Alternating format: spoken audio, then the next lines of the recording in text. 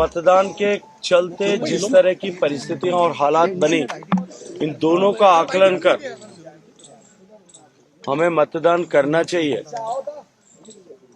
अधिकतम मतदान हो और हम 100% मतदान के स्तर तक पहुंचे, ये लोकतंत्र की परिपक्वता और लोकतंत्र की पवित्रता, शुचिता दोनों को का परिचायक है। पिछले आजादी के बाद में पहली बार हुए चुनाव में 35% मतदान से अब 70% से ज्यादा मतदान होने लगा है। लेकिन अभी भी मेरा आग्रह और अनुरोध यही रहेगा कि हम और अधिक इस मतदान प्रतिशत को बढ़ाएं।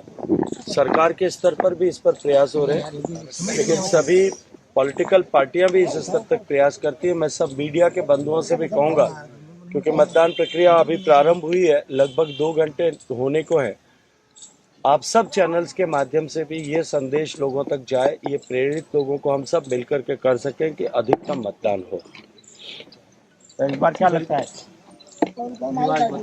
क्या रिवाज बदलेगा इस बार? देखिए, भारतीय जनता पार्टी प्रचंड बहुमत के साथ सरकार में आ रही है।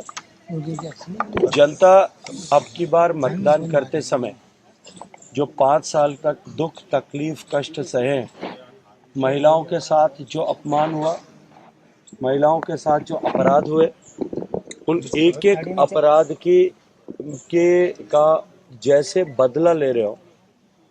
जिस तरह से राजस्थान में पेपर लीक की घटनाएं हुई, जिस तरह से राजस्थान में अपराध बढ़ा, जिस तरह से राजस्थान में भ्रष्टाचार बढ़ा, इन सब विषयों को संज्ञान में रखते हुए अब की बार राज बदलने के लिए और एक नया इतिहास कायम करने के लिए अधिकतम मतदान करना चाहिए और मतदान के स्तर को हम 100% तक लेकर के जाएं। इस तरह की परिस्थिति हमको लाना चाहिए। अब लोकतंत्र देश का परिपक्व हुआ है, 75 साल लोकतंत्र के पूरे हुए हैं, तो निश्चित ही हम सबको अब और अधिक परिपक्व मानसिकता के साथ में और एक ऐसे महत्वपूर्ण समय में जब देश विकसित होने की दिशा में आगे बढ़ रहा है और तेज गति के साथ में बढ़ रहा है, सधे हुए कदमों के साथ में बढ़ रहा है, इस विकसित होते हुए भारत को के परिप्रेक्ष्य में राजस्थान किस तरह से इस विकसित भारत की यात्रा का ग्रोथ इंजन बने, इस दृष्टिकोण से राजस्थान के मतदाताओं को मतदान करने की आवश्यकता है।